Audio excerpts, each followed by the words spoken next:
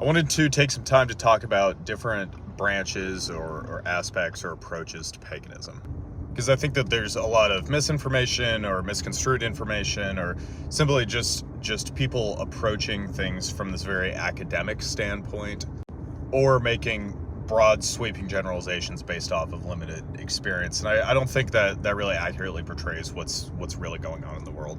So when we look at any kind of religion, like Christianity, for example, it's often useful to break it into different sects. So it's really easy to be able to look at something and say like, oh, that's Orthodox, that's Lutheran, that's whatever. And that's often done with paganism as well.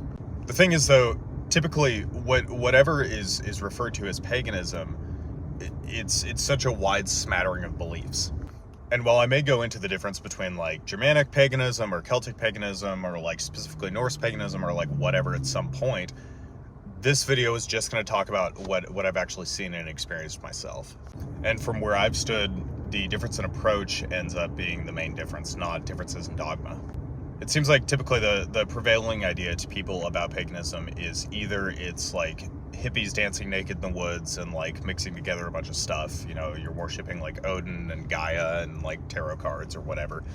Or it's just like straight up neo-Nazis who are like saying like, you know, oh, I pledge myself to Odin before like burning a cross or whatever. And while that is very true of some people, I think especially in the case of the latter, it's not as widespread as many people think. For instance, to speak of my own beliefs or my own approach, simply put, I believe that a long time ago, people figured out a lot of really smart stuff and they wrote it down for us using allegories that were pertinent at the time. And it's kind of up to us to learn and implement that to have a good life. I don't believe that every time you see lightning, that's just Thor chasing Loki out of Asgard or whatever. On the metaphysical side, I think that, yeah, there's probably stuff out there that we don't understand and there's things going on that are outside of our perception or whatever. But that belief doesn't form the specific basis for my beliefs. And I find that I can have conversations with people of other religions just because there's enough commonality there.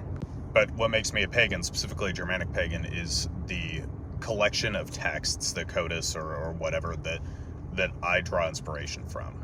But again, to almost oversimplify, I believe that a long time ago, some really smart people figured out just good general rules for like living a good life and just a mental approach to life in a way that yields just a fulfilling experience. And I think that this answers a lot of questions and problems that come up if we're just left to do whatever we want all the time.